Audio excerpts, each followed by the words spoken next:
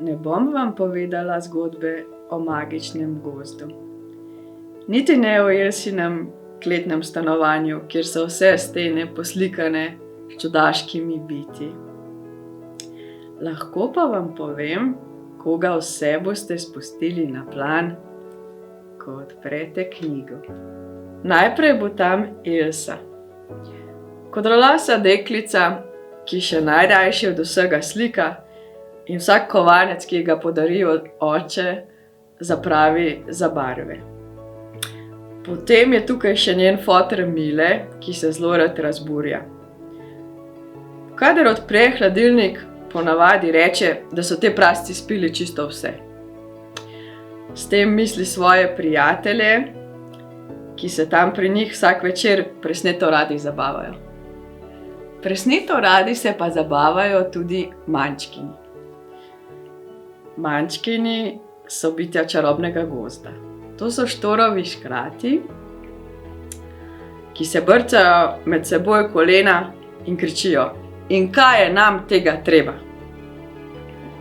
Potem pa bo pricapljal še Roland. To je Elsi najboljši prijatelj, ki ga ona kliče tudi Gumbek. V Elsini soseski pa živi tudi stara Klateška, ki hodi naokrog samo ponoči in pobira smeti. Svet je ponoči drugačen. Na plan prilezejo stvari, ki so ponavadi skrite.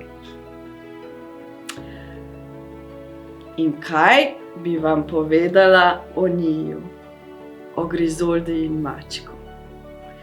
Grizolda najrajši obuje svetleče rdeče salonarje. In prav malo ji je mar, če z njimi zagazi v blato.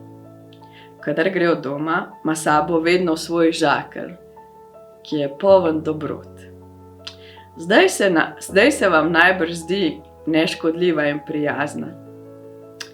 Ampak prav ona je ta, zaradi katere boste, če zberete pogum in odprete knjigo, na plan priklicali tudi kraljico Groznico. Mančkini bojo potem rekli: "In kaj je nam tega treba?" Maček pa bo zavil z očmi in že stotič pomislil, zakaj ni raje ostal doma na varnem v svoji vili.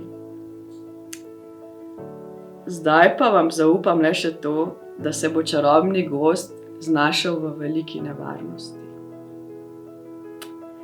In takrat bo mogoče, ampak samo mogoče, pomagala tale pesmica. Na kosti, brž meso se obloži. Med kostmi utrip srca se porodi. Kar je šlo, v čarnem gozdu stalo bo.